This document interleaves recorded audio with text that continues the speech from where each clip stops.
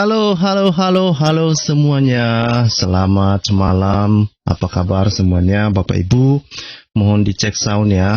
Kalau mohon dikasih tahu kalau suara saya belum kedengaran. Silakan ketik 1 kalau oke, ketik 2 kalau tidak bagus ya. Oke, jadi malam ini atau kali ini kita akan berbicara ya. Terima kasih Pak Banaspati. Ya, jadi kita akan berbicara tentang klaim-klaim para ustadz ya. Banyak para ustadz, termasuk misalnya Ustadz Kainama dan beberapa ustadz yang lain, terus apologet muslim yang lain juga ya. Terima kasih ya. Terima kasih sudah kasih tahu soundnya bagus. Jadi apa yang mereka sering klaim ini ya, termasuk misalnya Aristo di Graham Mualaf Channel misalnya, juga si Donditan sering mengatakan bahwa Muhammad itu dinubuatkan di dalam Alkitab seperti yang ada saya tampilkan di screen itu ya. Nah, jadi bukan hanya mereka juga, bahkan banyak artikel-artikel di misalnya di Republika ya. Ini yang saya tampilkan ini ada, bisa Bapak Ibu nanti bisa membuka di republika.co.id. Itu begitu masif ya, banyak artikel yang ditulis memang untuk mengklaim bahwa mereka mengatakan bahwa Muhammad itu telah dinubuatkan di dalam kitab Taurat dan Injil gitu ya. Nah, ini juga misalnya dituliskan di dalam merdeka.com misalnya ya. Ini sampai dibilang kehadiran Rasulullah disebut dalam kitab Taurat dan Nabi Musa AS gitu. Ya, bahkan websitenya Ahmadiyah.it juga menuliskan hal yang serupa gitu ya. Dan saya juga baca tadi isinya itu semuanya mirip gitu ya, dan mereka mengatakan nubuatan tentang Nabi Muhammad di dalam Bible gitu. Nah, sebetulnya ya, bagi saya sendiri sebetulnya kalau mereka hanya mengatakan oke, Al-Quran telah menubuatkan Muhammad, saya juga tidak terlalu peduli sebetulnya ya kan. Ya silakan dong, itu kitab kalian gitu ya. Tetapi ketika mereka bilang bahwa di dalam Bible, di dalam perjanjian lama, di dalam perjanjian baru ada nubuatan tentang Muhammad, saya merasa ini ada sesuatu yang tidak beres, dan dan saya pikir juga Bapak Ibu yang melihat hal seperti ini perlu untuk diluruskan ya. Nah, saya akan tampilkan nanti beberapa informasi ya, mengapa hal ini muncul ya, siapa biang keroknya, mengapa banyak ustadz-ustadz itu dan banyak apologet muslim ini begitu gencarnya dan begitu bersemangatnya ya, mengklaim bahwa Muhammad itu telah dinubuatkan di dalam perjanjian lama, di kitab Taurat secara khusus, dan di dalam Injil ya. Nah,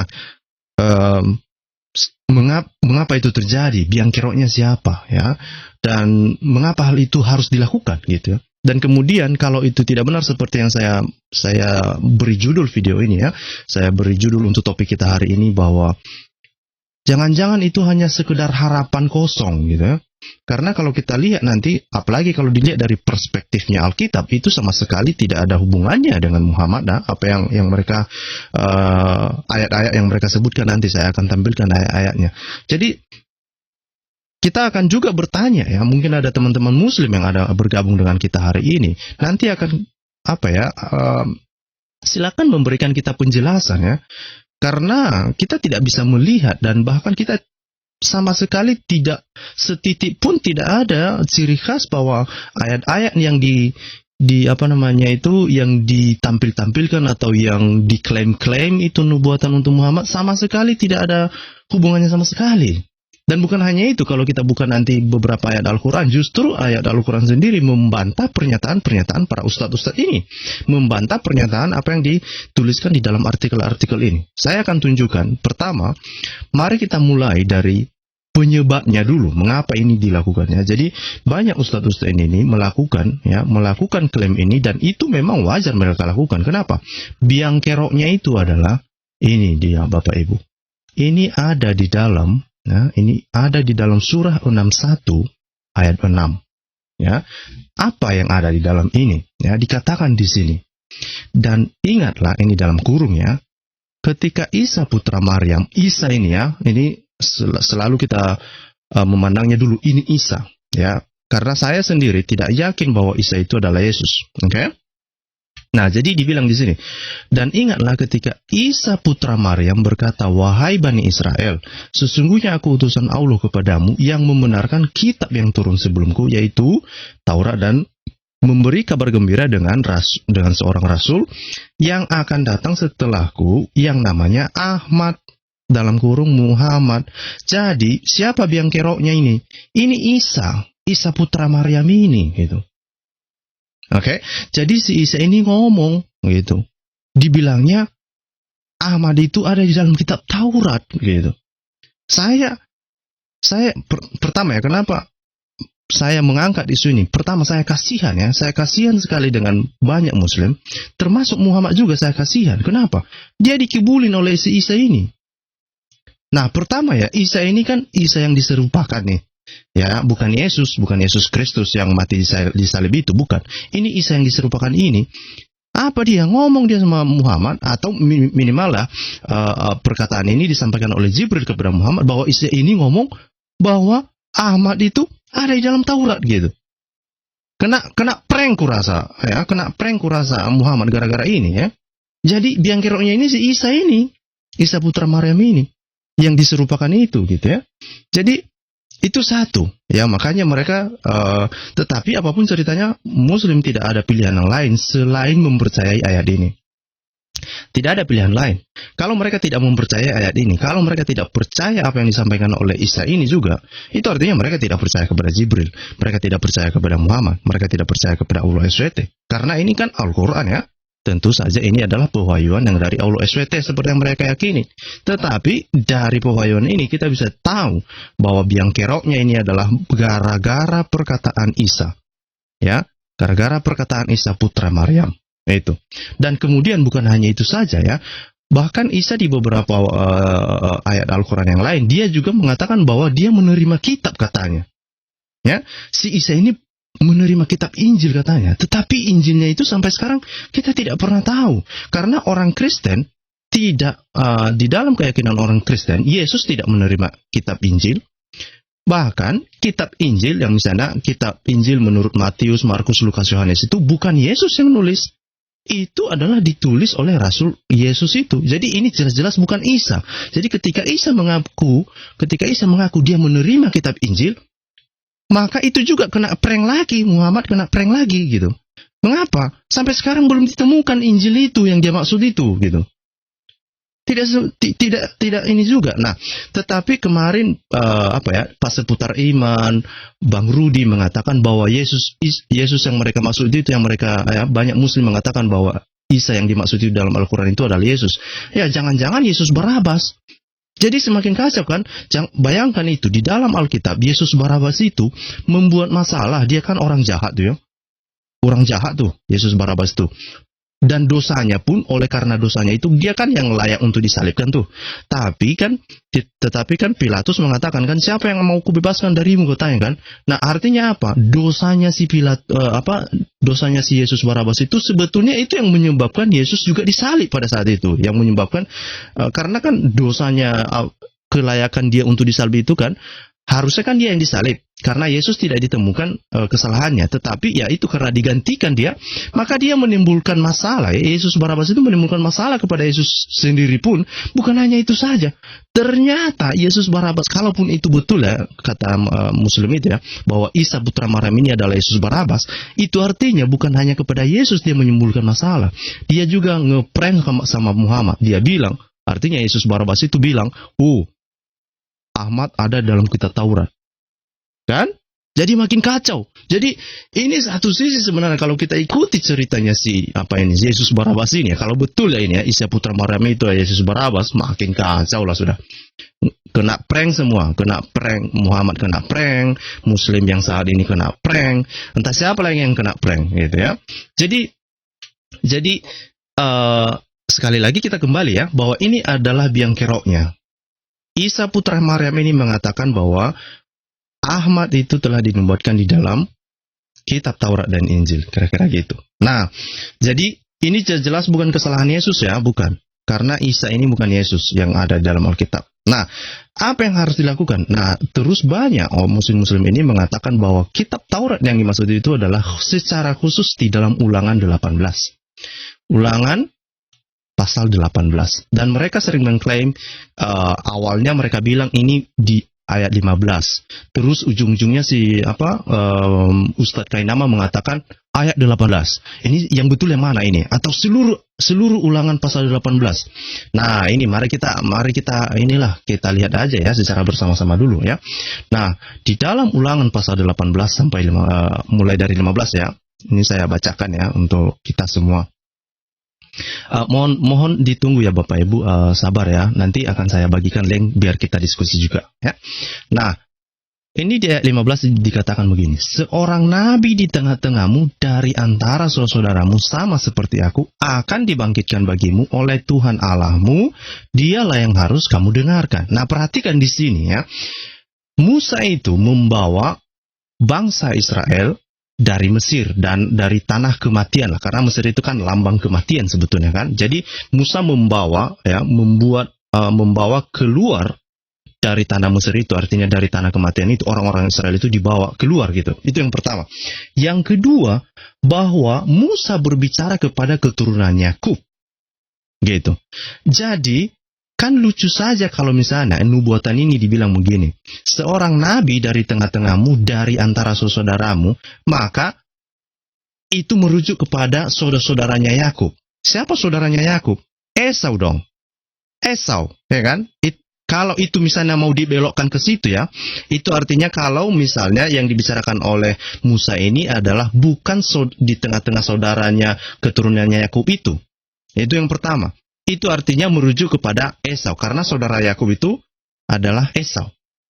Itu adalah hal yang harus kita jeli dulu melihatnya, gitu ya. Jadi klaimnya Ustadz Kainama beberapa waktu yang lalu itu jelas-jelas adalah sebuah blunder yang luar biasa. Dan bukan hanya itu, kalau kita merujuk ke atasnya lagi, siapa sih Yakub itu kan? Nah, bapaknya itu kan Ishak, gitu ya. Ishak. Nah, siapa saudara Ishak misalnya? Siapa saudara Ishak kan? Nah, si saudara Ishak itu kan bukan hanya Ismail ya. Ismail itu kan anaknya itu dari hambanya Sarah gitu. Jadi Abraham punya punya istri namanya pertama itu Sarah ya. Nah, Sarah itu punya anak Ishak. Nah, bukan hanya itu saja. Sarah punya hamba namanya Hagar. Nah, ketika Sarah memberikan Hagar itu kepada Abraham, maka dia melahirkan Ismail. Itu yang diklaim-klaim oleh Ustadz Kainama. Katanya bahwa Muhammad berasal dari garis keturunan Ismail. Padahal itu juga tidak pernah terbukti sampai sekarang. Tidak ada bukti satupun bahwa memang apakah betul Muhammad berasal dari garis keturunan Ismail. Itu juga tidak ada buktinya sampai sekarang. Tetapi kenapa harus ke Ismail? Karena kenapa? Ada lagi istri Abraham yang satu lagi namanya Keturah. Dan ada keturunan Keturah ini, ada anak-anak Keturah ini banyak juga. Nah, kenapa bukan ke situ? Jadi komplikasi apa yang disampaikan oleh misalnya Ustadz Kainama dan apologet Muslim, misalnya Aristo, kemudian siapa yang kemarin itu yang bersama-sama dengan dia, Sidon Ditan, itu sebuah blunder yang mungkin mereka tidak paham. Padahal Ustadz Kainama itu mengaku dia dari Kristen ya, tapi dia nggak tahu silsilah itu ya, dia nggak tahu, dia mau menutup mata dengan hal yang lain. Pokoknya sama Ismail aja, ya nggak bisa dong. Masih ada Esau. Terus masih ada keturunan Keturah. Apakah itu artinya bahwa di dalam keturunan Keturah juga ada nabi-nabi, keturunan nabi-nabi? Apakah di keturunan Esau juga ada keturunan nabi-nabi? Gak ada juga dong. Jadi semua kena prank, bukan hanya Isa putra Maryam itu yang mengeprank Muhammad ya. Ustadz Kainama juga ngeprank sama pengikut mereka. Jadi kali ngeprank orang ini. Jadi makanya saya bilang kasihan orang ini, kasihan, kena prank terus gitu ya. Jadi ustadz mereka pun ngeprank juga ya kan. Jadi bagi saya sebenarnya ini bahan lucu-lucuan juga ya. Nah, itu yang kedua. Jadi dari ayat ini saja sudah jelas-jelas bahwa ini blunder yang sama sekali tidak berdasar dengan mengatakan bahwa Muhammad adalah yang dinubuatkan dari ayat ini. Nah, kalau kita lanjut ke ayat 18 ya, dibilang di sini. Seorang nabi akan kubangkitkan bagi mereka dari antara saudara mereka, seperti engkau ini. Nah, perhatikan ya, tetap saja di antara saudara mereka. Nah, kan lucu saja ya, kan dibilang kan, seorang nabi akan kubangkitkan bagi mereka dari antara saudara mereka. Nah, saya yakin dan saya setuju, sekalipun saya tidak percaya bahwa Aulo SWT itu pernah ada ya. Tetapi Aulo SWT mengatakan, dia setuju dengan apa yang ada di dalam ayat 18 ini. Mengapa? Ini saya bukakan sama Bapak Ibu deh. Ini di dalam surah 14 ayat 4 dikatakan begini. Dan kami tidak mengutus seorang rasul pun, melainkan dengan bahasa kaumnya. Gitu. Jadi bayangkan Bapak Ibu, bayangkan ya. Musa ngomong sama orang Israel, dia bilang begini, seorang nabi akan kubangkitkan bagi mereka dari antara saudara mereka. Rupanya berbahasa Arab. Gitu. Bisa menyampaikan, bisa rupanya itu bisa diklaim bahwa itu oke, dari Arab, dari sana, karena Muhammad kan berbahasa Arab tuh. Gitu kan? Nah, sementara ini untuk orang Israel gitu. Itu kalau kita lihat dari perspektifnya Aulo SWT loh. Jadi bahkan Aulo SWT sendiri pun sebenarnya tidak setuju dengan apa yang disampaikan oleh Kainama itu. Justru apa yang dibilang oleh Aulo SWT, tidak bisa katanya. Harus bahasanya sama. Bahasanya itu harus sama. Jadi Muhammad itu memang diutus untuk orang Arab. Bukan untuk orang Israel ini. Karena Musa sedang berbicara kepada orang Israel di Ulangan 18 ini. Gitu, kepada keturunan orang Israel. Bukan kepada orang Arab. Nah, ini yang muslim, teman-teman muslim, itu harus ketahui dulu dong. Jangan ngawur lah. Jangan ngawur ya. Nah, kalau kita lihat, kalau Bapak Ibu mungkin kurang percaya, mari kita lihat tafsirnya deh. Nah, ini tafsirnya. Ha? Saya akan bukakan. Gak ada tafsirnya. Waduh, tafsir 14 ayat 4. Tafsirnya kemana ini? Wah, sebentar. Tafsir ini kok jadi tiba-tiba hilang ya? Ini punya Kemenak sendiri kok tafsirnya nggak ada. Lucu Kemenak ini. Nah, itu tadi yang ayat 14 ya. 14 ayat 4. Nah, ini kita lihat tafsirnya deh. Di Risalah Muslim ID ya. Nah, kita lihat ini, kita pun tidak perlu menafsir ya. Jadi sudah disediakan tafsir oleh Kementerian Agama Republik Indonesia ya, seperti yang kelihatan di layar Bapak Ibu. Ini dikatakan begini. Pada ayat yang terdahulu telah disebutkan bahwa diturunkannya Al-Quran kepada Nabi Muhammad merupakan rahmat bagi manusia. Oke. Kemudian dalam ayat ini Allah menjelaskan pula rahmatnya yang lain, yaitu diutusnya para rasul kepada suatu kaum. Nah, ini perhatikan ini. Kepada suatu kaum menggunakan bahasa yang dipakai oleh kaum tersebut. Makanya saya bilang, Ustadz Kainama itu jangan terus-terusan untuk ngeprank dong. Jangan dong. Gitu. Karena Allah SWT mengatakan bahwa itu rasul yang diutus itu harus dari bahasa kaumnya. Kalau enggak, kenapa? Kenapa? Alasannya apa? Ini untuk memudahkan komunikasi antara para rasul tersebut dengan umat mereka untuk memberikan penjelasan dan bimbingan kepada umat-umat tersebut. Nah, pertanyaannya, apakah Muhammad berbahasa Ibrani? Berbahasa Aramaik? Itu kan enggak. Dan lagian kan Musa sedang berbicara kepada keturunan Yakub di sini. Artinya apa? Harusnya Muhammad itu harus berbahasa Aramaik dong, atau berbahasa yang dipakai oleh Musa pada saat itulah, atau bahasa yang dipakai oleh keturunan Yakub pada saat itu gitu. Jadi sekali lagi, Aulo SWT pun tidak setuju apa yang disampaikan Kainama itu. Makanya kemarin ketika saya masuk di live streamingnya Bang Rudi, ya saya bilang Kainama dan ante-antenya kayaknya bukan muslim deh. Mereka ngaku-ngaku muslim, ya, padahal mereka melawan perkataan Aulo SWT gitu loh. Nah, ini kena prank semua orang ini. Kasihan saya secara pribadi kasihan sama orang ini gitu ya. Nah, kalau kita lanjutkan lagi, kalau misalnya kita lihat di dalam ini di dalam surah 29 ayat 27. Apa yang dikatakan di dalam surah ayat 29-27 ini? Nah, ini dibilang di sini. Dan kami anugerahkan kepada Ibrahim, Ishak dan Yakub, dan kami jadikan kenabian dan kitab kepada keturunannya, dan kami berikan kepadanya balasannya di dunia, dan sesungguhnya dia di akhirat termasuk orang yang saleh gitu. Mana ada disebutkan di sini dianugerahkan kepada Ibrahim, Ismail dan keturunannya? Nggak ada. Atau Ibrahim, Ishak dan Esau? Nggak ada juga. Nggak ada juga. Jadi sebenarnya Allah SWT sepakat dalam hal ini, sepakat dengan Tuhannya orang Israel. Karena ketika orang Israel memperkenalkan diri kepada Musa pun dia bilang, saya adalah Tuhan Tuhan Allah yang dipercaya oleh bapakmu, kira-kira gitu ya. Allah Abraham, Ishak dan Yakub. Allah tidak pernah mengatakan saya Allah Abraham, Ishak dan Esau, nggak pernah. Atau misalnya dia bilang saya Allah Abraham, Ismail dan keturunan Ismail, nggak pernah. Secara khusus, ya, Allah Yahweh itu mengatakan, saya ini Allah Abraham, Ishak, dan Yakub. Gitu.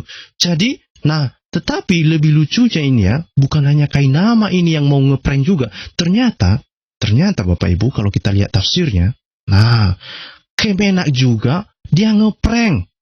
Dia ngeprank juga di sini. Ini kalau saya bacakan ya. Ini dia. Pada ayat ini, Allah menceritakan beberapa nikmat yang telah dianugerahkan Allah kepada Ibrahim di dunia dan di akhirat sebagai imbalan dari keikhlasan beliau dalam beramal. Ya, pertama dibilang bagian A, Ibrahim dikarunia putra bernama Ishak. Oke, bagian B mana bagian B? Oke, bla bla bla bla bla bla, mana bagian B ini? Dan masing-masing kami jadikan orang yang saleh. Kemudian ketinggian derajat Ibrahim, Ishak dan Yakub pernah pula ditegaskan oleh Rasulullah dalam sabdanya. Oke. Bagian B, dari keturunan anak cucu Ibrahim lahir orang-orang yang mendapat derajat nubuwiyah, kenabian dengan memperoleh wahyu. Dari anak beliau Ishak lahir Yakub, Yusuf dan Isa. Dan dari Ismail lahir Nabi Muhammad.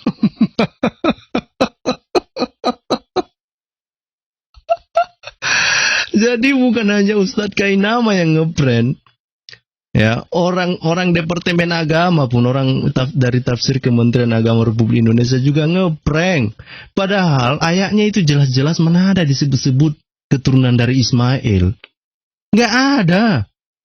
Cuma yang disebut Ishak, Yakub, Yusuf pun nggak ada juga.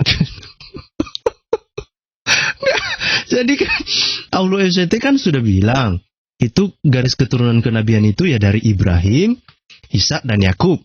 Datanglah ini kan Kementerian Agama Republik Indonesia bilang, dari Ismail juga gitu katanya. Dari Ismail lahir juga Nabi Muhammad. Aduh, ngeprank semua orang ini ya. Ngeprank semua. Makanya saya bilang sekali lagi, kasihan aku sama orang ini, betul ya. Oke, kita lanjut ya. Ini baru 2 surat loh. Ini. Kemudian lagi, ya, terus dibilang di sini ya, di dalam surah 45 ayat 16, Bapak Ibu nanti cek semua lah ya, ayat yang saya tampil ini. Dan sungguh kepada Bani Israel telah kami berikan kitab Taurat, kekuasaan dan kenabian kami anugerahkan kepada mereka, rezeki yang baik, dan kami lebihkan mereka atas bangsa-bangsa masa itu. Perhatikan di sini. Siapa Bani Israel? Keturunan Yakub. Bukan keturunan Ismail. Bukan juga keturunan Esau. Gitu loh. Jadi memang Allah SWT bilang kepada Bani Israel, sudah kami kasih kitab Taurat, kekuasaan dan kenabian, bukan kepada keturunan yang lain gitu loh. Makanya ini ngepranknya luar biasa. Ngeprank luar biasa. Udah diprank sama Isa Putra Maryam. Dia bilang Ahmad ada di dalam kitab Taurat. Rupanya bukan. Nggak ada. Aduh, kacau sudah ya. Saya berharap nanti teman-teman muslim deh jelasin ke kita ini, kenapa ini yang teman-teman muslim harus jelaskan ke kita, kenapa Ustadz Kainama dan banyak website ini, tulisan-tulisan artikel ini mengklaim demikian, tetapi Allah SWT mengatakan hal yang lain gitu.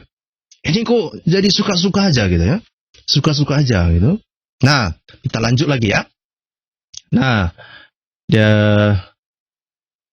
Ini dibilang, dan kami sungguh di dalam surah 57 ayat 26 dibilang, dan sungguh kami telah mengutus Nuh dan Ibrahim, dan kami berikan kenabian dan kitab wahyu kepada keturunan keduanya, gitu ya.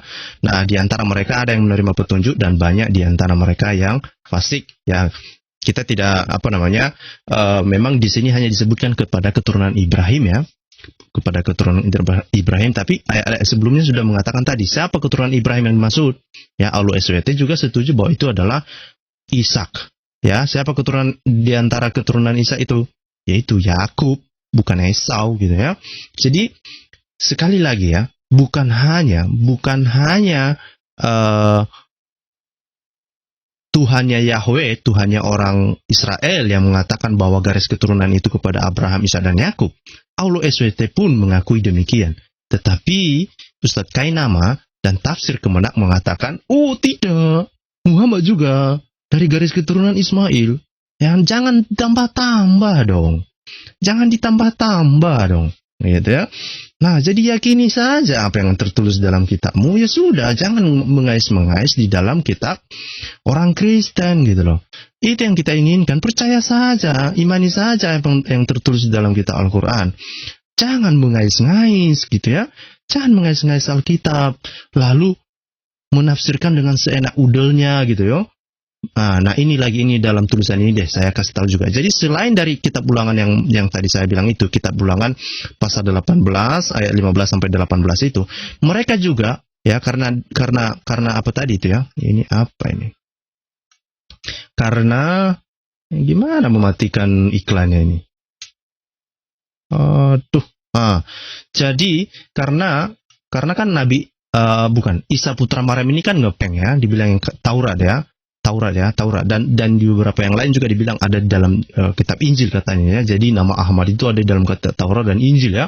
Nah, ini yang disebutkan di dalam sana di dalam Republika ini ya. Bukan hanya di dalam kitab ulangan itu, tapi mereka juga klaim ada di dalam kitab Injil. Nah, ini Bapak Ibu, saya bacakan deh. Nah, saya perbesar deh ya. Ini dia. Kemudian dalam Injil Yahya, artinya Injil Yohanes ya, itu yang mereka maksud di sini. Oke. Kemudian dalam Injil Yahya juga disebutkan ayat yang mengarah pada akan kedatangan Nabi Muhammad. Ini makin kacau lagi Bapak Ibu. Makin kacau lagi. Oke. Seperti dalam Yahya 14:26 yang berbunyi, tetapi penghibur yaitu Roh Kudus yang akan disuruh oleh Bapa sebab namaku, yaitu akan mengajarkan segala perkara itu kepadamu dan mengingatkan kamu segala perkara yang kukatakan kepadamu itu. Maka sekarang sudah kukatakan kepadamu sebelum jadinya, supaya apabila ia jadi kelak boleh kamu percaya. Nah, terus apa dibilang? Dari ayat itu dijelaskan bahwa Nabi Muhammad SAW akan datang dan diperintah oleh Tuhan dan akan mengajarkan segala perkara kepada manusia. Jadi, menurut artikel ini Bapak Ibu, Muhammad itu adalah Roh Kudus. Saya tidak bisa menahan ketawa. Nggak bisa menahan ketawa ini orang ini. Oke. Jadi artikel ini mengatakan Muhammad itu Roh Kudus. Al-Quran mengatakan ya, bahkan ini saya buka deh ya. Misalnya itu di dalam misalnya di dalam peristiwa ini deh. Peristiwa ketika Maryam ditemui oleh malaikat Jibril. Tapi dibilang kan Jibril itu kan Roh Kudus. Tapi di sini dibilang Muhammad adalah Roh Kudus. Jadi yang mana yang betul? Gitu. Jadi ini kok dikarang-karang aja nih, kok orang ini ngarang bebas aja. Ngarang bebas. Saya nggak ngerti orang ini gitu. Jadi Nabi Muhammad di sini dibilang adalah Roh Kudus. Aduh, kacau kita. Kacau kita Bapak Ibu. Nah, mari kita lihat ya apa yang tertulis di dalam Yohanes itu. Nih saya bukakan deh. Ya, di dalam Yohanes 14 ayat 26 dikatakan di sini. Tetapi penghibur yaitu Roh Kudus yang akan diutus oleh Bapa dalam namaku. Nah, perhatikan di sini ya. Artinya apa? Kalau benar Roh Kudus adalah Muhammad, itu artinya Muhammad diutus oleh Bapa. Tetapi apakah Allah SWT itu adalah seorang Bapa? Tidak. Tidak pernah sekalipun bahwa Allah SWT memanggil Muhammad itu adalah anaknya. Tidak pernah. Tidak pernah. Atau tidak pernah juga Muhammad pernah pernah berani-berani dia memanggil Allah SWT itu bapaknya. Gak pernah juga. Nah, terus kan Kalau kita lihat di sini ya, dibilang di sini, tetapi penghibur yaitu Roh Kudus yang akan diutus oleh Bapa dalam namaku. Dialah yang akan mengajarkan segala sesuatu kepadamu dan akan mengingatkan kamu akan semua yang telah kukatakan kepadamu, katanya kan. Nah, kalau kita ingat-ingat di sini, artinya apa? Harusnya ya pengajaran Muhammad itu harus sama dengan pengajaran Tuhannya orang Israel dong. Misalnya begini, ya salah satu hal yang sangat kontras misalnya bahwa Allah orang Israel itu membenci perceraian, gitu, membenci perceraian. Tetapi kan Allah SWT kan dia yang membuat Zaid dan Zainab itu kan bercerai supaya si Zainab itu bisa dinikahkan kepada Muhammad. Berarti Allah SWT suka dia perceraian. Ya kan berbeda dong.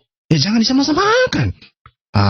Ini yang kadang-kadang saya pikir ya, ini Ustadz Kainama dan orang-orang yang menulis artikel yang tadi itu terlalu pede ngomongnya. Terlalu pede. Bukan hanya itu Bapak Ibu. Kalau kita lihat apa itu amanat agung ya. Perintah amanat agung itu apa? Apa dibilang Yesus sebelum dia balik ke surga? Dia bilang begini, baptislah, jadikanlah semua bangsa muridku, oke, dan baptislah mereka dalam nama Bapa dan Putra dan Roh Kudus. Nah, pertanyaannya, ada nggak orang dibaptis dalam nama Muhammad? Karena dibilang kan Muhammad itu Roh Kudus. Ada nggak? Adakah Muhammad juga membaptis orang? Ada? Nggak ada juga. Jadi jangan disama-samakan deh. Makanya saya bilang sama teman-teman Muslim, kalau kalian percaya kitab kalian, silakan percaya kitab kalian deh. Jangan mengais-ngais ayat-ayat Alkitab, ya. Jangan.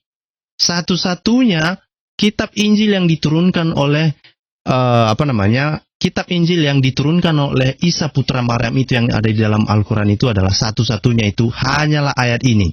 Ayat surah yang ada di dalam surah 61 ayat 6 ini. Inilah kitab Isa putra Maryam itu yang dimaksud. Bukan kitab Injil punya orang Kristen.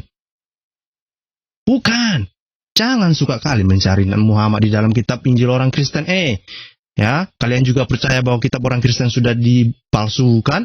Ya ini satu-satunya. Inilah kitab yang diterima oleh Isa putra Maryam itu. Ini kitabnya. Satu-satunya ngomongnya Isa putra Maryam kan ini kan. Wahai Bani Israel, sesungguhnya aku utusan Allah kepadamu. Ya itu Injilnya. Cari di situ. Ahmadnya di mana gitu.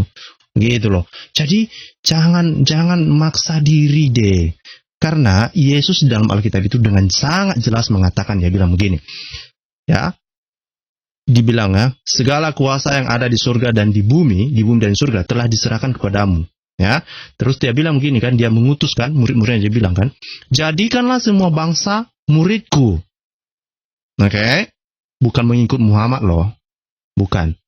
Dia bilang, jadikanlah semua bangsa muridku dan baptislah mereka dalam nama Bapa, Putra, dan Roh Kudus gitu.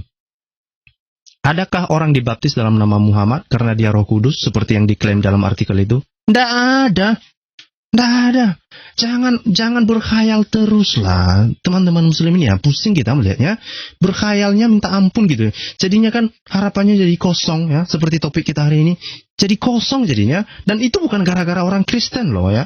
Itu gara-gara Isa putra Maryam. Gara-gara Allah SWT loh. Gara-gara Ustadz Kainama. Itu yang membuat teman-teman Muslim ini jadi kacau balau. Gitu ya. Nah, itu yang saya bilang. Nah, bukan hanya itu ya. Yang lucunya ya, kalau kita kembali ke artikel tadi dibilang di sini ya. Mereka mengatakan dari ayat itu dijelaskan bahwa Nabi Muhammad akan datang dan diperintah oleh Tuhan dan akan mengajarkan segala perkara kepada manusia. Itu artinya mereka yakin bahwa Nabi Muhammad SAW itu adalah Roh Kudus. Tetapi apakah betul ya? Apakah Muhammad mengerti siapa Roh Kudus? Enggak. Orang-orang Muslim zaman ini saja mengatakan bahwa Muhammad itu adalah Roh Kudus. Karena ketika Muhammad ditanya tentang Roh Kudus pun, dia nggak tahu. Ya, dia nggak tahu kan, artinya kan Allah SWT juga nggak tahu. Nggak ada. Nah, ini saya kasih tahu deh. Mungkin Bapak Ibu nggak percaya sama saya, ya kan? Ini dah. Oke. Ini dia. Di dalam surah 17 ayat 85. Jadi ditanya sama Muhammad tentang mengenai Roh Kudus itu kan? Apa dibilang di sini? Allah mengatakan begini, dan mereka bertanya kepadamu Muhammad tentang ruh. Katakanlah, ruh itu termasuk urusan Tuhanku. sedangkan kamu diberi pengetahuan hanya sedikit. Jadi sok-sokan lah orang muslim saat ini. Mereka sok-sokan ngasih tahu bahwa itu ruh itu adalah Muhammad. Muhammad sendiri nggak tahu. Muhammad sendiri nggak tahu ruh itu apa. Nggak percaya kalian? Kita baca ini tafsirnya nih. Kita ini baca. Ini tafsir Kemenak ini. Ini bukan tafsir saya ini. Nah, saya bacakan ya. Ini tafsir ringkas deh. Dan mereka yakni orang-orang kafir Mekah bertanya kepadamu, wahai Nabi Muhammad, tentang roh. Apakah hakikat roh itu? Katakanlah, roh itu termasuk urusan Tuhanku. Walau alam, ya kan? Ya, hanya Dia yang mengetahui hakikat roh itu, dan tidaklah kamu wahai manusia diberi pengetahuan kecuali sedikit. Padahal orang Kristen kan udah dikasih tahu tuh. 600 tahun sebelum Muhammad datang kan orang Kristen udah tahu siapa Roh Kudus kan. Dibilang Muhammad nggak tahu dia. Terus nggak ada manusia yang tahu katanya. Ini kan diprank lagi, kena prank lagi ya. Jadi Muhammad sendiri pun tidak tahu itu Roh Kudus itu apa. Gak tahu dia apa-apa. Jadi janganlah pandai-pandaian, jangan sok-sokan muslim zaman sekarang mengatakan Roh Kudus itu adalah Muhammad. Janganlah, bikin malu kalian. Ya, ini dengan dengan rasa persahabatan yang saya ngomong ini supaya jangan semakin malu lah. Ya jangan suka cocokmologi yang aneh-aneh lah. Ya, roh itu Muhammad pun nggak tahu. Ya, kalau kita bilang bahwa Muhammad mendapatkan inspirasinya dari Allah SWT pun berarti tidak tahu loh. Gitu loh maksudnya ini. Nah, jadi jangan begitu deh. Oke? Nah, terus apa lagi? Nah, ini saya kasih contoh. Ini contohnya ini Muslim gini kan, Roh Kudus katanya kudis kurap katanya. Nah, itu artinya Muhammad kudis kurap. Coba gimana itu? Berarti Muhammad kudis kurap. Hayo. Makanya jangan suka ngomong yang enggak gitu loh. Habis kita kasihan saya sama teman-teman Muslim ini. Ini berbaik hati saya ini loh ngajari teman-teman gitu loh. Nah, jangan suka dikebulin oleh Ustadz Kainama. Jangan suka dikebuli oleh Don Ditan. Jangan suka dikebulin oleh Aristo. Mereka memang mengaku itu mualaf katanya. Tapi kan gak jelas mereka itu. Oke? Muhammad sendiri pun gak tahu roh itu apa. Boro-boro lagi kalian mau bilang, itu Muhammad itu Roh Kudus. Waduh, gimana ini? Ya, ini kisahnya di dalam apa ini? Di dalam kisah Maryam itu ya, surah 19, surah Maryam ayat 17. Apa dibilang di sini? Ya, lalu Dia memasang tabir yang melindunginya dari mereka. Lalu kami mengutus roh kami. Nah, dibilang di sini roh kami. Jibril. Gimana ini? Jibril. Ini roh ini Jibril bukan Muhammad. Gimana ini? Yang mana yang betul ini? Kemenak atau artikel tadi ini? Gimana ini? Wah, kacau kita ini. Dibilang di sini, lalu Dia memasang tabir yang melindunginya dari mereka, lalu kami mengutus roh kami kepadanya, maka Dia menampakkan diri di hadapannya dalam bentuk manusia yang sempurna. Itu dia. Itu dia. Jadi roh itu pun Jibril itu menampakkan diri dalam bentuk manusia sempurna. Apakah itu Jibril itu Muhammad? Ayo, makin kacau kita. Makanya saya bilang tadi, kalau kalian meyakini Al-Quran itu ya silakan dong. Jangan kalian tafsirkan Alkitab itu. Tetapi ya kalau kalian begini ya ini kita bongkar ini semua kalian ini. Kita bongkar kalian ini. Nah ini juga. Ya, ini di dalam surah 32 ayat 9 dibilang begini. Kemudian Dia menyempurnakan dan meniupkan rohnya ke dalam tubuhnya. Nah, sebenarnya itu kan, kalau kita lihat terjemahan aslinya ya, saya baca-baca artikel dia bilang begini, bahwa bukan hanya meniupkan ke dalam tubuhnya, tetapi ke dalam vaginanya gitu. Artinya Muhammad masuk ke dalam vaginanya si Maryam itu gitu. Karena roh itu kan ditiupkan ke dalam tubuhnya si Maryam. Itu artinya kan Muhammad masuk ke dalam vaginanya Maryam gitu. Itu loh artinya ini. Makanya saya bilang janganlah suka mengklaim. Memalukan tahu. Memalukan Ini ayat Al-Quran udah sangat-sangat jelas dibilang. Kemudian Dia menyempurnakan dan meniupkan roh ciptanya ke dalam tubuhnya. Dan Dia menjadikan pendengaran, penglihatan dan hati bagimu. Tetapi sedikit sekali kamu bersyukur. Itu artinya Muhammad masuk ke dalam tubuhnya Maryam gitu ya. Hayo, gimana ini? Gimana ini? Jadi, nah itu yang mau saya sampaikan. Itu saja sebenarnya dari saya. Kalau ada Bapak Ibu, ini saya bagikan link. kalau ada Bapak Ibu mau berkenan bergabung dengan kita, diskusi kita itu pertama ya, saya mau bertanya ya,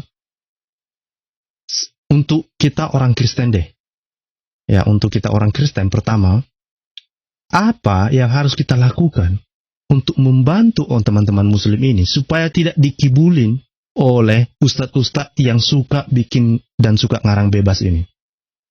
Untuk teman-teman Muslim, ya, untuk teman-teman Muslim, sampai kapan kalian mengklaim hal-hal seperti itu dan tidak punya malu untuk meneruskan hal seperti ini?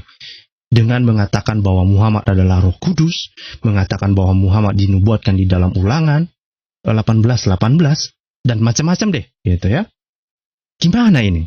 Di sini sudah bergabung dengan saya bapak-bapak yang luar biasa, Pak Lobo dan Pak Damai Kasih. Apa kabar, Pak? Pak Lobo, selamat malam, Pak. Salam, Pak. Salam kemenangan. Salam kemenangan, Pak. Haleluya. Berkah dalam. Berkah dalam, Pak. Luar biasa. Ya, siap. Mantap. Silakan dulu, Pak Lobo. Pak Lobo, silakan, Pak. Ya, Pak. Menanggapi Ustadz Kaimana. Kainama, Pak. Kainama. Kainama ini memang orang dulu katanya ngaku orang Kristen, pernah bergereja di Bogor, dan pernah dikasih sekolah musik di Petamburan. Lalu waktu itu setelah itu dia menikah dengan orang Kristen juga, dibantu teman-teman Kristen di sana untuk biaya pernikahannya. Nah, setelah sekian lama dia keluar dari Kristen, menikah dengan orang Muslim. Kemudian dia jadi ustadz, tiba-tiba nongol di YouTube itu menjadi ustadz. Nah, dia di sini saya lihat dia mencari popularitas dan uang. Jadi dia membuat konten-konten yang menyudutkan kekristenan, yang sebenarnya dia dulu waktu di Kristen pun nggak ada apa-apanya. Jadi dia selalu menyudutkan kekristenan dengan ayat-ayat dia baca seperti Ulangan 18, ayat 18 itu, Pak. Dikatakan itu bahwa itu buat Muhammad. Ya kan, ada juga kalau nggak salah tuh Yesaya 29 tuh ayat 12 kalau nggak salah juga itu buat Muhammad. Itu gua Hira katanya. Dan banyaklah ayat-ayat yang mereka kutip itu semua dikatakan buat Muhammad. Padahal mereka tidak paham benar ayat-ayat Alkitab itu kan nggak bisa dicomot-comot begitu saja. Satu ayat lalu memberikan satu prediksi seperti ini. Sebenarnya kan kita mesti baca dari konteks awalnya itu apa sampai akhirnya. Nah, ini yang tidak dipahami oleh Muslim, mereka membenarkan saja untuk mereka punya keuntungan, Pak. Jadi Muslim itu yang saya lihat dalam seluruh video-video mereka, siapapun Muslim itu, terutama mualaf-mualaf ini, Pak. Mereka itu bertanya kepada kita orang Kristen bukan mengharapkan jawaban, Pak.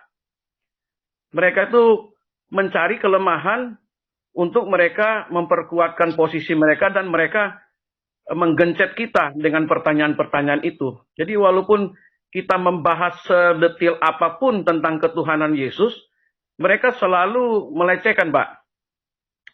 Jadi saya pikir kalau kita berbicara dengan mereka, ya kita ambil dari konsep kita Kristen tentang ketuhanan Yesus itu dari konsep Kristen. Sebab dari konsep Islam itu tidak akan nyambung dengan konsep kita. Jadi buat apa kita terlalu berdebat dengan mereka? Sebab saya sudah nonton, Pak, semua. Baik yang Christian Prince, Sam Samaun, David Wood, siapa-siapa yang di luar negeri sampai di dalam negeri pun, mereka rata-rata bertakia semua, Pak. Tukang bohong, tukang tipu saja. Itu aja mereka, Pak. Tadi juga saya nonton perdebatan di CIA juga itu sama. Pak Erben dengan Pak Munir tadi juga sama juga. Semua rata-rata, Pak, yang saya lihat Muslim itu bertakia, Pak. Mereka debatnya itu dasarnya nggak ada sama sekali, Pak. Jika kita umat Kristen menunjukkan dalil-dalilnya pun mereka tetap membantah. Jadi mau bicara seperti apapun pada mereka tetap mereka membantah. Karena mereka ibaratnya itu, Pak, kita ke timur mereka ke barat. Jadi nggak akan nyambung, Pak. Menurut saya seperti itu dulu, Pak, tanggapan saya, Pak. Silakan yang lain masuk. Terima kasih, Pak. Ya, itu menarik ya. Dan itu memang yang sering kita lakukan ya. Dan sayang sekalipun kita berbuih-buih juga untuk menjelaskan dari sisi Alkitab ini memang, tapi ya karena mereka bukan mencari jawaban, bukan mencari kebenaran, hanya untuk sekedar untuk apa namanya itu, untuk berdebat gitulah, berdebat kusir gitu ya. Nah, bukan mencari kebenaran, bukan juga mau mendengarkan, ya itu saja yang ada dalam pikiran mereka. Nah, makanya saya berpikir, biar seimbang, ayo kita lihat dari apa yang dikatakan oleh Al-Quran ini deh. Al-Quran sendiri setuju nggak dengan apa yang mereka sampaikan itu? Nah, di sini sudah ada Pak Damai Kasih. Selamat malam Pak, salam Pak Damai Kasih. Apa kabar Pak? Shalom, berkah dalam adikku Scott dan bapak-bapak semuanya. Selamat malam. Ya, Rahayu, salam. rahayu, berkah dalam. Siap. Ketawa aku lihat penjelasan dan ulasanmu, Scott. Aduh, istimewa, luar biasa. Terdengar ya suara saya, Scott ya? Sabar, Pak. Halo? Terdengar Pak, terdengar Pak. Oke, siap. Oke, kalau berkaitan kain nama itu mungkin ya betul apa yang dikatakan Pak Belo tadi. Mungkin dia juga Kristiani, tapi Kristiani yang nggak memperdalam. Ya kayak saya lah. Saya dulu itu juga dari seberang, cuma saya nggak memperdalam karena saya susah ya membaca bahasa negara sana susah. Kalau saya bahasa Indonesia aja masih belepotan kok mau berbicara bahasa sana kan gitu. Jadi waktu itu saya waktu di seberang sana hanya tata cara saja, hafalan doang. Ngomongnya hafalan, ruang gerak saya juga hafalan, habis itu saya bingung. Terus saya mencari sendiri, berkata dengan diri pribadi, apakah saya harus berbicara dengan bahasa sana ya Tuhan? Apa engkau tidak bisa tak ajak bahasa Jawa, bahasa Indonesia? Saya menggali sendiri, ternyata Tuhan itu mas segalanya. Kita mau pakai bahasa kutub utara, kutub selatan, mau pakai bahasa Indonesia Timur, Barat, bebas. Tidak terperangkap dengan satu bahasa. Itu. Dan saya juga saat itu juga mau bertanya itu kayak ada pembatasan. Tapi ya puji Tuhan semakin hari terbuka dengan sendirinya.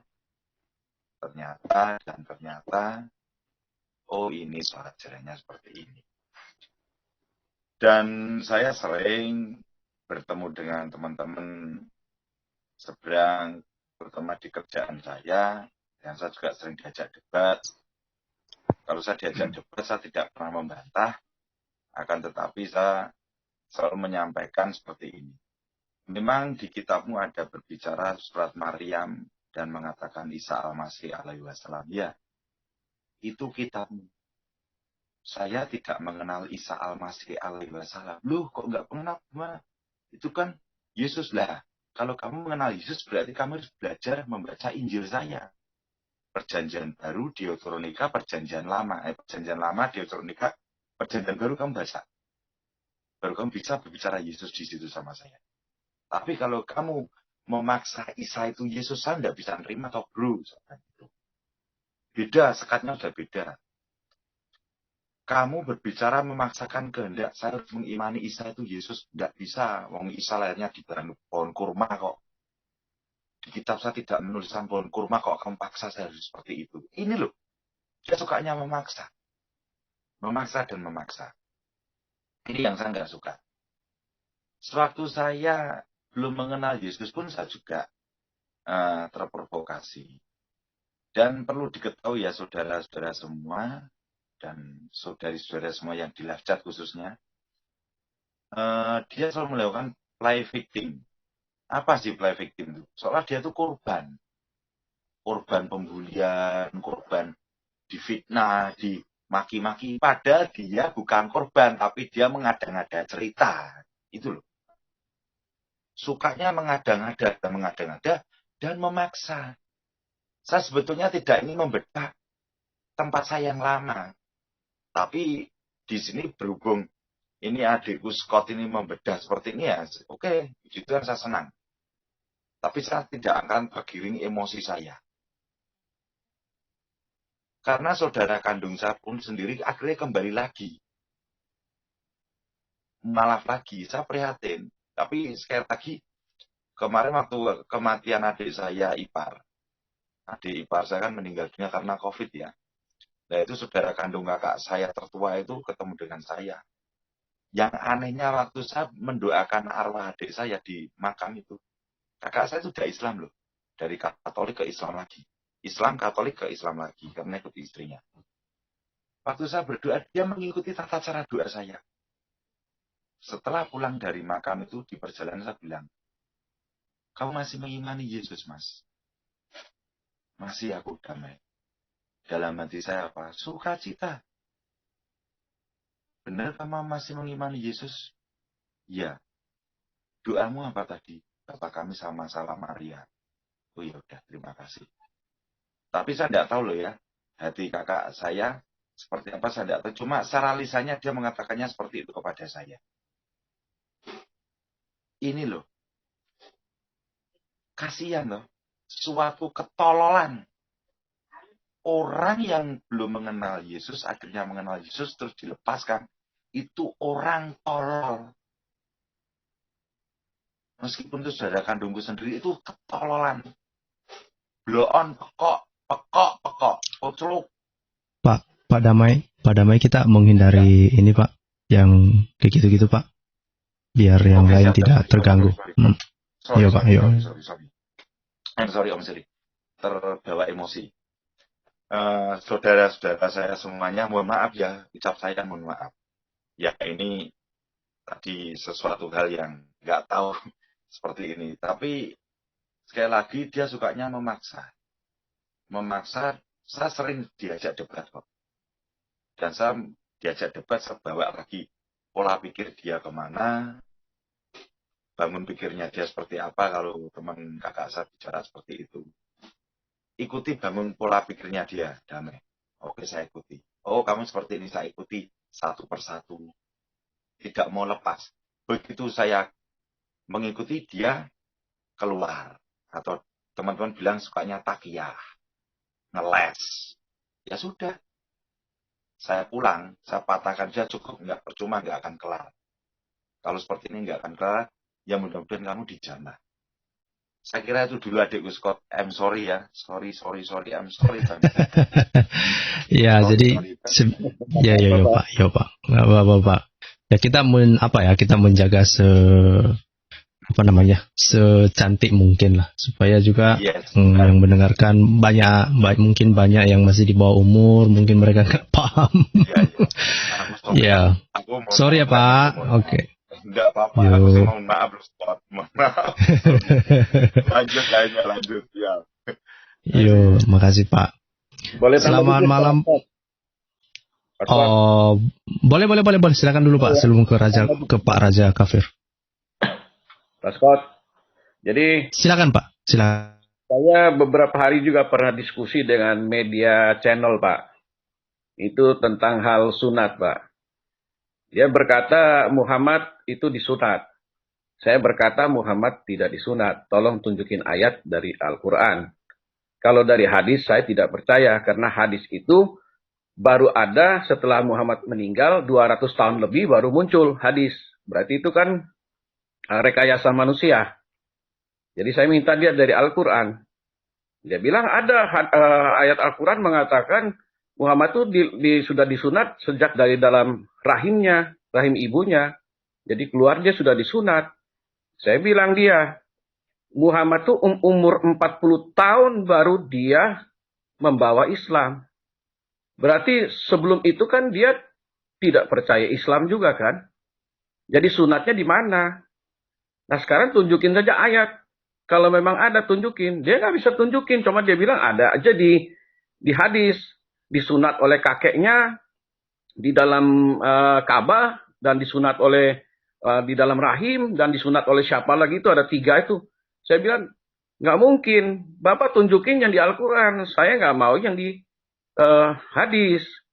Dia nggak bisa tunjuk. Tapi dia begitulah Pak. Muslim selalu berdalih ke sana kemari, lari sana sini, lari sana sini. Kalau terpojok tiba-tiba hilang gitu loh Pak. Jadi itu yang saya lihat. Dalam diskusi-diskusi dengan Muslim itu, kesimpulannya mereka Tidak mencari kebenaran, tapi pembenaran, Pak. Itu yang saya tangkap selama ini saya ikutin di Pak Yusuf Manubulu juga sama seperti itu, Pak. Mereka seringkali bertanya untuk menjebak kita, Pak. Bukan dia harap kita menjawab yang benar. Dia tidak mengharap itu, Pak. Walaupun sedetail apa, dia tetap menolak. Itu, Pak. Itu dulu dari saya, Pak. Terima kasih, Pak. Pak Scott, terima kasih. Terima kasih Pak. Ya saya pikir itu memang yang kita sering temukan ya ketika kita berdiskusi dengan teman-teman Muslim.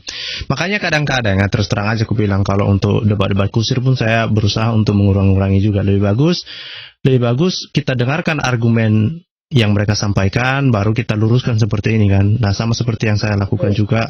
Di sini kita lihat artikel yang mereka tulis-tulis seperti ini kan, misalnya yang saya bilang tadi kan, ini misalnya artikel mereka ini, terus mereka mengklaim bahwa ini Alkitab mengatakan begini. Jadi saya pikir ya oke lah kita lurusin aja dulu deh gitu ya. Iya jadi itulah dari saya Pak mau menanggapi itu. Selamat malam Pak Raja Kafir, salam Pak, apa kabar Pak? Halo Scott, salam semua. Pak. Ya, kawan-kawan di room ini di live chat juga ya. Halo. Aduh, ini kita harus bicaranya sopan ini ya Scott ya. Hanya ini room nganu nih, room suci. Jadi kita harus sopan. Bapak-bapak ya. Aduh. Iya. Pak Damai Kasih langsung tersungging ya. Iya, sebetulnya Damai Kasih sebetulnya ini ya refleksi. Karena semuanya juga itu ya. Memang ini luar biasa kalau kita lihat itu. Mereka ini sudah brutal ya. Sudah brutal mereka itu. Karena iman mereka sudah terombang-ambing. Karena harusnya mereka lebih bagus mempelajari kitabnya, kebenarannya dicari. Nggak usah ngorek-ngorek kan gitu. Nah itulah, ini yang menjadi brutal kalau kita lihat channel-channel mereka yang macam-macam judul dibikin yang aneh-aneh. Nah itu ya. Apalagi tadi Yohanes 14:26 itu, aduh, diklaim-klaim segala. Itu kalau Muhammad itu Roh Kudus ya berkelahi dulu sama Jibril itu kalau mau mengklaim, iya kan? Berkelahi dulu itu. Iya. Jadi luar biasa itu ya. Jadi memang di sini mereka juga bilang bahwa seluruh nabi mereka Muslim. Wah, ngeri sekali memang. Kalau semua nabi Muslim ya pasti ada perintah nabi untuk mengelilingi Ka'bah 7 kali sambil telanjang seperti nabi sekarang kan. Adam yang Muslim kan. Adam yang Muslim. Iya. Makanya mereka itu. Muslim, tapi mereka tidak akui perintah Tuhan. Nggak ada. Tidak sinkron. Iya.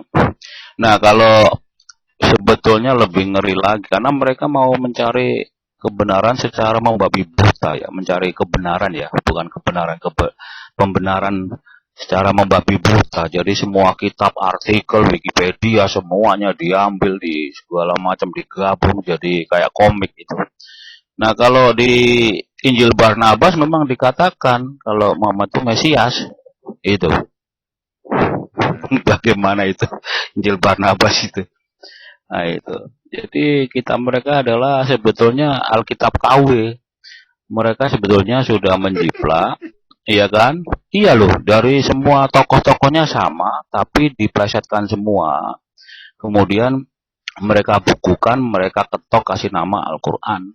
Gitu, jadi Alkitab KW itu. Mereka itu. Makanya dibilang, akhirnya kemudian mereka yang kitab KW ini yang membenarkan jadi kitab yang asli dibilang KW seperti itu. Itulah mereka. Ya saya berusaha. Contohnya nih Pak, yang dikatakan Muhammad itu bikin burung dari tanah liat itu Pak. Katanya ditiup, diberi napas, kemudian burung itu terbang. Itu dari Injil palsu semua Pak. Ceritanya sama persis Pak. Jadi banyak dari Injil palsu itu diadopsi, dimasukkan ke dalam Al-Quran menjadi sebuah ayat, gitu. Iya, itu pembohongan. Ya, itu di kitab Apokrifa itu, Pak. Itu kitab Gnostik, itu Injil Thomas itu. Betul Jadi sekali, Pak. banyak diambil. Jadi gini, Bro Scott, saya mau sopan-sopan ini. Saya mau bahas ini aja lah tentang apakah benar itu nubuat yang mereka klaim ya. Bahwa nubuat itu sudah jelas. Kita buka, Bro Scott ya. Alkitab ya. Mulai dari Injil pertama dulu, Kejadian 3 ayat 15. Itulah Injil pertama itu. Kabar gembira. Ngomong sing galak. Nek ngomong galak sithik to. Aja dihalus-halus gitu. saya supaya nggak ikut disekak Pak Damai. Ini di sini ada teman muslim sebetulnya di backstage namanya Pak Max Milianus. Mungkin nanti Iya, nanti sabar ya Pak Max biar dulu yang lain berbicara ya Pak Iya. Max. Nah, saya bacakan dulu ya Pak. Iya. Aku akan mengadakan permusuhan antara engkau dan perempuan ini, antara keturunanmu dan keturunannya. Keturunannya akan meremukkan kepalamu dan engkau akan meremukkan tumitnya. Silakan Pak. Iya. Inilah Injil pertama ya, kabar gembira ini. Ini kabar gembira yang sudah dinubuatkan. Masuk ke Keluaran 20, Bro Scott, ayat 18 sampai 21.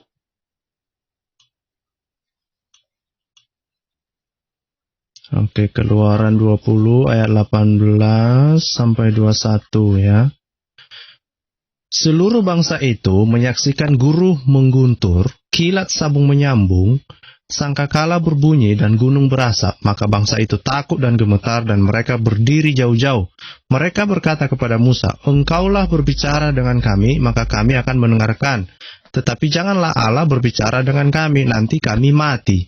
Tetapi Musa berkata kepada bangsa itu, "Janganlah takut, sebab Allah telah datang dengan maksud untuk mencoba kamu, dan dengan maksud supaya takut akan Dia ada padamu, agar kamu jangan berbuat dosa." Iya, disinilah awal bahwa Allah akan datang lagi dalam wujud firman yang menjadi manusia. Karena kalau Allah datang seperti zaman Musa ini, mereka akan mati. Jadi itulah nubuatnya. Kemudian ke Ulangan 18, 16 sampai 18. Tergenapi di situ semua.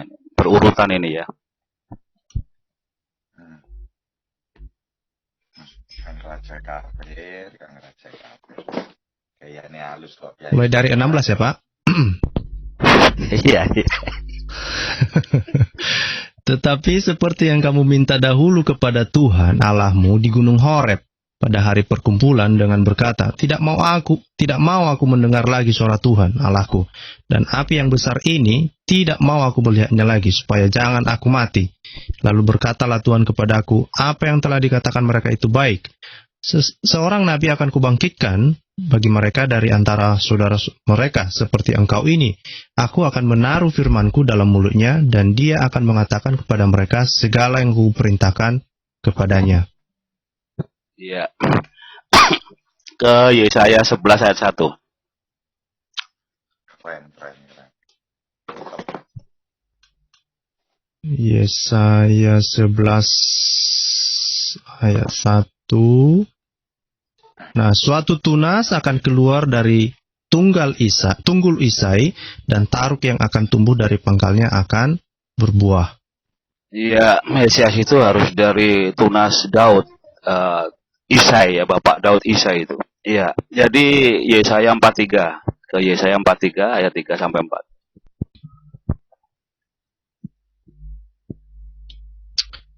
Yesaya 43. Yesaya 43. 43 ayat berapa tadi, Pak? Ayat 3 sampai 4. Jadi dikatakan di sini, sebab akulah Tuhan Allahmu yang Maha Kudus, Allah Israel, juru selamatmu. Aku menebus engkau dengan Mesir dan memberikan Ethiopia dan Seba sebagai gantimu. Oleh karena engkau berharga di mataku dan mulia, dan aku ini mengasihi engkau, maka aku memberikan manusia sebagai gantimu dan bangsa-bangsa sebagai ganti nyawamu. Ya, dia memberikan manusia, ya Mesias itu. Kemudian Kisah Para Rasul 3. Iya. Sebut dulurku lanang asam. Ayat 22. Kisah 3 ayat 22. Bukankah telah dikatakan Musa, Tuhan Allah akan membangkitkan bagimu seorang nabi dari antara saudaramu, sama seperti aku. Dengarkanlah dia dalam segala sesuatu yang akan dikatakannya kepadamu. Ya. Kemudian Yohanes 5 ayat 46.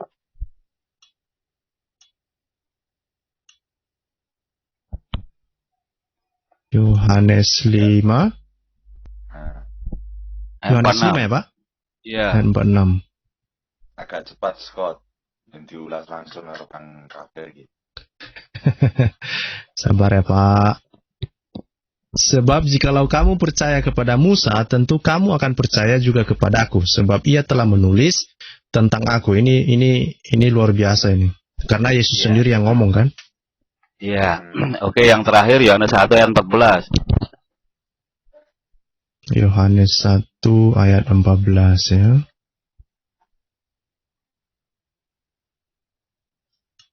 Yohanes 1 ayat 14. Firman itu telah menjadi manusia dan diam di antara kita, dan kita telah melihat kemuliaannya, yaitu kemuliaan yang diberikan kepadanya sebagai anak tunggal Bapa, penuh kasih karunia dan kebenaran. Jadi disinilah ya Mesias itu sudah terjadi ya. Ini finalnya di Yohanes 14 itu. Yohanes 1 ayat 14 itu. Ini semua itu urutan nubuat tentang Tuhan kita Yesus ya. Nah, jadi tadi dikatakan di Kisah Para Rasul itu, jadi persamaannya Musa ya, sama denganmu kan. Persamaan Musa dengan Yesus, bukan dengan Nabi Muhammad tadi itu. Ya. Jadi kalau Musa itu persamaannya itu kan dia membebaskan bangsa Yahudi dari perbudakan Mesir. Yesus itu membebaskan manusia dari dosa-dosa di kayu salib. Kemudian Musa itu membawa perjanjian lama, Yesus membawa perjanjian baru. Haleluya. Begitu dulu Bro Scott. Terima kasih, Tuhan berkati. Ya, terima kasih Pak. Ini penjelasan yang Saya soalnya kalau terlalu banyak ngomong nanti saya keseleo, jadi nanti kayak Pak Damai itu. Pak, boleh saya kasih di backstage dulu Pak, Pak Damai, Pak Raja Kafir, Pak Lobo, ada ini teman-teman. Boleh ya? Boleh. Terima kasih. Boleh. Ini kita dengarkan sambil kita dengarkan dari Pak Batu Karang. Selamat malam Pak Batu Karang, silakan Pak. Ini ada Pak Max juga. Selamat malam, selamat malam. Selamat malam Pak. Saya nggak terima juga kadang-kadang kalau dibilang dari kitab-kitab palsu yang diambil ke Al-Quran. Karena gini loh, ada tertulis di hadis itu Nabi Daud alaihissalam itu membaca Al-Quran loh Pak. Ini membingungkan lagi toh. Piye Nabi Daud alaihissalam sudah membaca Al-Quran loh sebelumnya. Berarti udah turun Al-Quran ya di masa Nabi Daud gitu ya Pak? Saya juga masih belajar Pak, nggak bisa ngomong udah turun apa belum itu. Ketawa aja lah Pak kalau begitu. Nah, jadi Bapak tadi ada ngomong tentang biang dari suatu apa tadi ya? Suatu Biang kerok Pak. Biang kerok Iya. usaha Muslim ini mengais-ngais Alkitab Pak. Mengenai kelahiran datangnya Nabi itu ya. Iya Pak. Itu di surah apa tadi itu Pak ya? Itu di dalam surah 61 ayat 6 Pak. Apakah mereka selalu membawakan surat itu untuk mengatakan bahwa adanya bahasanya? Nubuatan tentang dia. Yang dibuatkan sebenarnya Ahmad bukan Muhammad. Oke lah. Itu yang dibilang dibilang Isa putra Maryam itu ada nama Ahmad di dalam kitab Taurat katanya gitu. Oke. Tapi kan yang ngomong kan Isa. Iya, Isa putra Maryam, iya. Kok dikais-kais? Isa itu siapa? Gitu loh. Ya makanya itu, Pak. Nah, kita kasih cincai kalau bahasa anunya. Oke lah, itu Yesus. Isa ngomong untuk perjanjian lama, terus dikais ke perjanjian lama. Sementara Yesus di perjanjian baru mengatakan apa di Matius 7, Matius 24 apa 11 itu. Apa itu, Pak? Kalau ya, Yesus mengatakan akan datang nabi-nabi palsu kok. Oke. Nah, terus mau bilang Isa siapa ini? Kok Isanya plan-plan, satu bilang datang dari nabi palsu. Iya. Isa yang mana ini? Kalau Yesus nggak mungkin pelin-pelan, dia bilang akan datang nanti nabi palsu. 2 kali dia nyatakan di dalam Matius. Bahkan mengaku-ngaku dia tuh nabi. Karena ada ayat Al-Quran mengatakan begini, bahwa Allah SWT pernah menyuruh Muhammad untuk menceritakan kisah Maryam di dalam Al-Quran. Itu artinya Maryam yang ada di dalam Al-Quran itu adalah kisah Maryam yang diceritakan Allah di dalam Al-Quran. Makanya bukan Maryam yang ada di dalam Bible. Maka Maryam yang ada di dalam Al-Quran itulah yang melahirkan Isa ini, gitu. Jadi itu nggak nyambung, karena kisah Maryam yang ada di dalam Al-Quran itu berbeda dengan kisah Maria yang ada di dalam Bible. Makanya saya bilang tadi, ya silakan aja kalau teman-teman muslim mau percaya itu silakan, jangan ngais-ngais ayat Bible dong, gitu. Itu saja sih, Pak. Jadi dengan ayat tadi bahwa Isa mengatakan adanya si Ahmad tadi, oke lah, Isa tadi kita samakan dengan Yesus. Ini dalam arti kita persamakan dengan Yesus. Ya, ambil di kejadian waktu Yesus dong. Ayatnya kok ngorek-ngorek ke perjanjian lama. Nggak ada korelasinya gitu, karena yang ngomong Yesus. Apa yang kata Yesus katakan di Injil? Ternyata Yesus mengatakan akan datang nabi-nabi palsu. Nah, jadi kita bertanya lagi, memang membingungkan. Mungkin Pak Max bisa jawab ini. Gitu aja, Pak.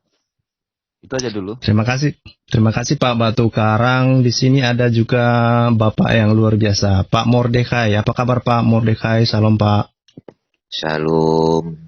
Terima kasih. Ini kayaknya harus tahan kontrol Kontrol Pak. Aduh. Gak apa-apa itu, memang harus melatih diri. Oh iya, jadi begini ya, kenapa mereka menolak ketuhanan Yesus? Sebenarnya ada alasan yang simpel sekali sih, ya. Kalau kita lihat dari Yohanes 14 ayat 6 ya, bahwa akulah jalan kebenaran dan hidup, ya. Tidak ada seorang pun yang datang kepada Bapa tanpa melalui aku, itu kata Yesus. Nah, dengan adanya ayat ini, mereka ingin menggantikan posisi Yesus ke Muhammad. Itu terlihat dari sahadat, ya, sahadat mereka itu, bahwa tidak bisa datang kepada Tuhan Subhanahu wa Ta'ala ya, tanpa menyebut, tanpa lewat nabinya itu, ya, atau sebaliknya, ya. Jadi itu ada kesetaraan berdua itu. Walaupun secara pengakuan mereka bahwa tidak menuhankan, tidak mensetarakan, tapi fakta dan prakteknya itu tidak ada seorang pun yang bisa menuju, ya, kepada Allah Subhanahu wa Ta'ala tanpa sahadat, tanpa melewati nama yang bersangkutan. Ya, itu dia ingin meniru Yohanes 14 ayat 6 itu, ya. Makanya mereka membantah habis-habisan ketuhanan Yesus dengan catatan ingin menggantikan posisi itu dengan berbagai dalil. Nah, bahkan juga mereka mengutip tadi ya, di Ulangan ya 18 ayat 18 ya. Itu dikatakan bahwa ada nubuatan ya untuk junjungan mereka. Nah, ini kan sangat mustahil sekali ya. Kejanggalan yang pertama, yang namanya nubuatan ya, tidak pernah nubuatan itu menyebut nama secara langsung. Ya, nubuatan itu hanya berdasarkan ciri-ciri, ya. Seperti Yesus kan raja damai dan sebagainya ya. Ya, akan dilahirkan ini nanti pada saat kelahiran ya akan kelihatan oh tertulis seperti ini ya. Oh ini cocok dengan ini cocok. Nah itu ya. Jadi ada Nanti kecocokan. Ya, sebentar Pak, biar saya potong. Nanti ya. kalau udah disebut nama, nanti tahun depan udah 100 orang bernama Ahmad Pak. Makanya kalau sudah disebut nama gitu, kan misalnya begini Pak Scott, ya. Saya bilang 50 tahun misalnya saya lahir ya, kemudian mungkin kaya gitu saya gitu kan. Saya bilang nanti warisan ini saya akan serahkan kepada Scott gitu kan. Nah, begitu Scott lahir 50 tahun yang akan datang, orang pada nama Scott semua nih. Iya kan? Pada ngaku semua Iya. nama Scott kan. Nah, itu sudah hal yang mustahil ya. Yang namanya nubuatan itu tidak ada disebut nama secara langsung, secara gamblang. Hanya ciri-ciri ya, bagaimana proses kelahirannya, kemudian bagaimana kehidupannya, ya kan? Nah, itu baru namanya nubuatan, tidak ada. Nah, kemudian kalau mereka menggais-gais Taurat, oke lah kamu menggais Taurat, tapi semua harus diambil dong. Taurat yang mana? Ambil juga dong Kejadian 16 ayat 12.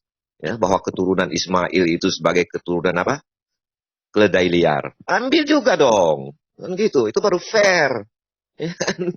Jangan ngambil yang satu, yang lain bilang sudah nggak mau diambil. Itu nggak fair namanya.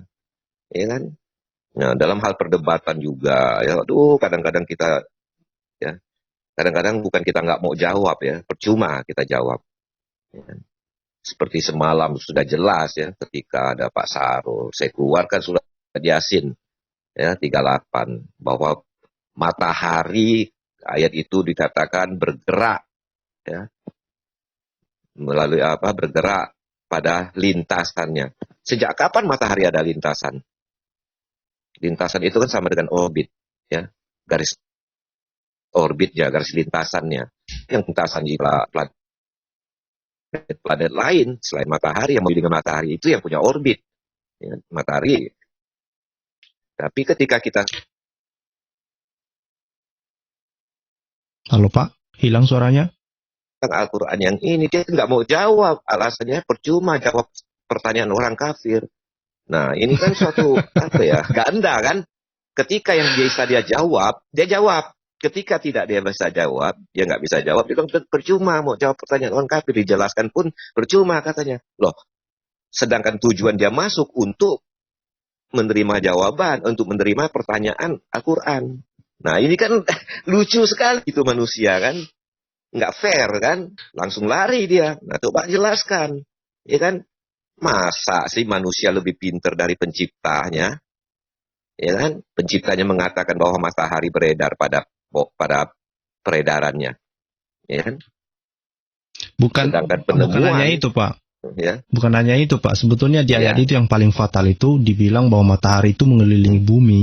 Itu yang paling parah. Iya, itu fatal. Iya, padahal justru bumi yang mengelilingi matahari itu yang namanya 1 tahun kan, 365 hari kan. Nah itu fatal. Tapi itulah ya, bagaimana matahari mengelilingi matahari kan berada pada tempatnya. Tapi temuan Galileo Galilei ini mematahkan dari yang maha tinggi. Maha tinggi yang menciptakan apa? Maha tinggi bukan maha tinggi kita ya, yang kita sembah bukan. Maha tinggi yang mereka sembah itu mengatakan begitu. Tapi sains, ilmu dan teknologi ternyata sampai sekarang diakui bahwa tidak seperti itu. Nah itu mereka tidak bisa terima juga. Kalau mereka mau membuka hati, kalau firman yang benar, apakah benar? Ya, kan begitu. Tapi ya, yang namanya sudah begitu, kita nggak bisa terlalu memaksakan, tinggal mereka membuka mata hati mereka saja kan.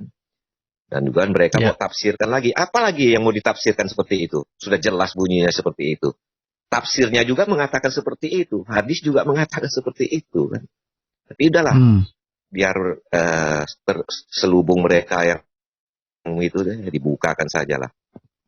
Ya, begitu Pak Scott. Memang harus dikontrol. Biar pemirsa yang memutuskan Pak. Iya, berhasil saya kontrol diri nih Pak. Oke, sebelum Terima Pak kasih, Max, terima kasih. Ya, ya. terima kasih Pak. Sebelum Pak Max, saya mau kasih tahu saya tidak bisa berlama-lama karena Saya lihat dulu ya. jam 8 saya Ya, terima ada kasih. kelas Alkitab juga ya. Jadi saya mau ikut kelas setelah ini. Pak Max, kita ada waktu sekitar paling lama 5 menit lagi Pak Max. Silakan Pak, mungkin 3 menit untuk kasih tahu ke kita kenapa ada artikel mengais-ngais ayat kitab Ulangan mengatakan bahwa Muhammad ada di dalam Taurat tetapi ternyata itu bertentangan dengan Allah SWT sendiri. Silakan Pak. Baik, terima kasih Pak Scott. Mudah-mudahan sehat semua ya.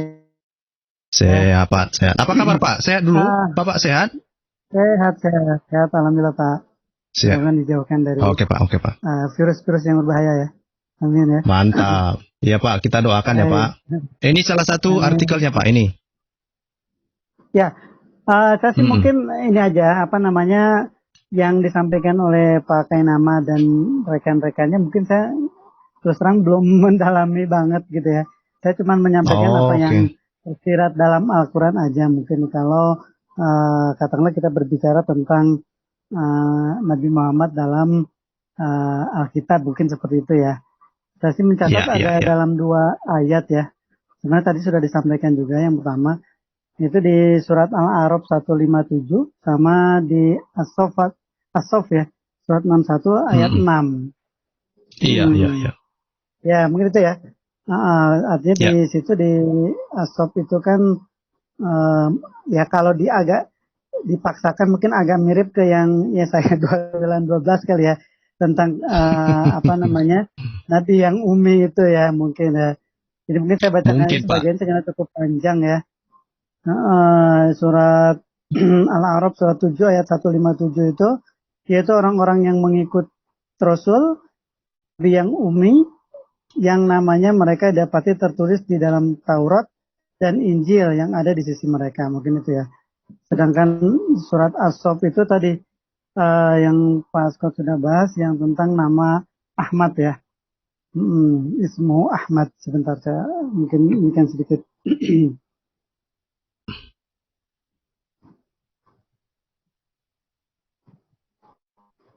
Oke, ini surat As-Saff ayat 6 ya. Ini ada mungkin ini saya bacakan semua aja. Artinya, dan ingatlah ketika Isa ibnu Maryam berkata, hai Bani Israel, sesungguhnya aku adalah utusan Allah kepadamu, membenarkan kitab sebelumku yaitu Taurat, dan memberikan kabar gembira dengan datangnya seorang Rasul yang akan datang sesudahku yang namanya Ahmad dalam gunung Muhammad ya. Maka tatkala Rasul itu datang kepada mereka dengan membawa bukti yang nyata, mereka berkata ini adalah sihir yang nyata. Memang kata Ahmad atau Muhammad sih sebenarnya satu akar kata sih Pak. Artinya dari hamdan atau terpuji ya, sama seperti kata kholik sama akhlak. Kayak ciptaan sama etika, akhlak itu akhlakul karimah ya. Itu dia satu akar kata juga. Antara penciptaan manusia dan penciptaan budi kerti yang sudah tertanam di dalam diri, gitu kan? Artinya mungkin ini hati nurani atau hati sanubari lah istilahnya. Artinya orang ketika mengerjakan sesuatu sebenarnya paling simpel menanya ini baik atau tidak gitu kan, atau tidak hati nurani tidak akan bisa bohong. Jadi, kalau kata Sayyidina Ali mungkin tanyakanlah kepada Pak, mohon hati maaf, nuranimu. Siap. Pak Max, 1 menit lagi ya Pak. Mohon maaf. Kali ini saya memang ada kelas jam 9 sebetulnya. Jam 8 mulai sebetulnya. Mohon maaf ya Pak. Mohon maaf ya Pak. Mungkin lain kali kita akan diskusi lagi deh, gitu. Atau gini Pak, saya berharap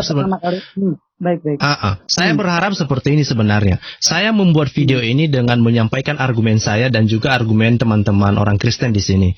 Nah, saya berharap teman-teman Muslim daripada kita debat kusir sebetulnya, saya berharap teman-teman Muslim menyampaikan argumennya, membuat video dan membantah semua argumen yang kita sampaikan ini sehingga diskusi kita pun jadi sehat. Kita tidak langsung kita jadi kayak macam debat kusir itu. Saya sebenarnya kurang suka. Lebih bagus kita presentasikan argumen kita. Ya silakan bikin video sendiri. Ayo bantah argumen kita jadi lebih bagus kan, dan kita juga tidak ada terpancing untuk mengata-ngatai, memaki-maki, kata-kata kotor kan jadinya. Jadi itu sebenarnya yang saya harapkan juga. Mohon maaf ya Pak Max, mungkin lain kali kita diskusi lagi. Di sini sudah ada Pak Hellboy dan Pak Avatar. Mohon maaf kali ini Pak Avatar kayaknya nggak dapat Pak, karena saya ada kelas Alkitab malam ini sepertinya. Pak Hellboy Pak, silakan Pak. 5 menit paling lama ya Pak Hellboy. Saya lewat aja, kita sering ketemu kok. Oke, kalau gitu kita dengarkan dari Pak Avatar. Silakan Pak Avatar. Halo Pak.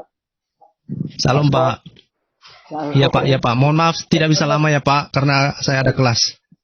Saya itu ikut lihat setiap hari kok memang cuma hari satu minggu satu kali Pak ya. Sibuk sekali saya Pak. Saya sedang mengerjakan sesuatu.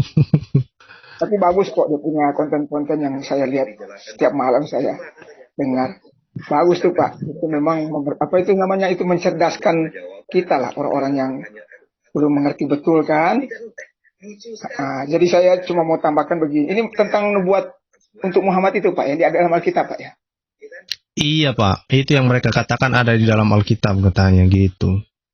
Yang saya sayangkan sekali kadang-kadang kan orang Kristen yang mereka ajak debat itu mereka tidak mengerti mereka kadang-kadang menjelaskan tapi mereka tidak mengerti cara menjelaskannya itu. Mestinya mereka menekankan bahwa apakah Ismail itu, makanya saya bilang selalu harus bertanya balik. Bertanya sama mereka, apakah Ismail itu dibilang anak perjanjian? Kan begitu. Kalau di Alkitab kan jelas dibilang Ishak anak perjanjian. Nah, nanti mereka coba jelaskan apakah Ismail itu anak perjanjian. Itu maksudnya. Jadi masalah itu saja sih yang saya mau tambah Pak, karena Bapak punya waktu kan sempit. Jadi nggak enak juga kalau kita bikin lama Bapak punya waktu. Jadi saya kira itu aja yang saya ingin tambah. Nanti kapan-kapan kita ngobrol agak panjang lagi Pak ya. Terima kasih Pak Scott. Ya. Terima kasih Pak. Mohon maaf ya Pak. Mohon pengertiannya kali ini saya nggak ada waktu panjang karena ada kelas. Mungkin di lain kesempatan kita akan bisa berdiskusi panjang lebar. Ya, terima kasih ya Pak. 3 kali lah. Saya usahakan Pak. Saya usahakan. Terima kasih ya Pak, Bapak Ibu yang sudah bergabung, Pak Raja Kafir, Pak Max, Pak Hellboy, Pak Avatar, terima kasih ya Pak sudah bergabung. Tadi ada Bapak Ibu yang sudah juga bergabung di live chat.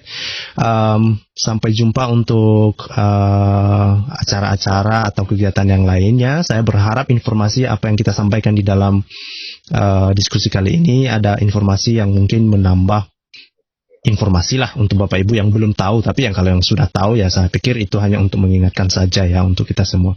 Itu saja, biarlah Tuhan Yesus memberkati kita semua, bahkan untuk Pak Max juga biar Tuhan Yesus memberkati Pak, karena itu yang kami yakini, dan biarlah Allah Bapa di surga memberkati kita semua. Salam semua, selamat malam. Terima kasih ya Pak, sampai jumpa. Terima kasih.